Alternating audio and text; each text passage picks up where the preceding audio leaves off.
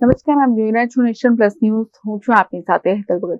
અરવલ્લી જિલ્લામાં ખાખી વર્દી બદનામ થઈ હોવાની માહિતી સાંપડી રહી છે. શામળાજી પોલીસ સ્ટેશન વિસ્તારનો પોલીસકર્મી દારૂનું કટિંગ કરતા રંગે હાથે ઝડપાયો છે. અરવલ્લી જિલ્લામાં ખાખી વર્દી બદનામ થઈ હોવાની માહિતી સાંપડી રહી છે.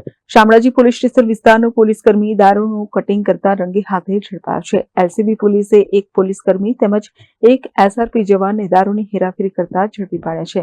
જે અંતર્ગત 3,75,120 કિંમતના દારૂ સાથે 2 કર્મીઓ ઝડપાયા છે. રાત્રિના સમયે શામળાજી અણસોલ નજીક દારૂનું કટિંગ થતું હતું. શામળાજી અણસોલ ચેકપોસ્ટ પર ફરજ બજાવતો પોલીસકર્મી પોપટ ભરવાડ ઝડપાયો છે.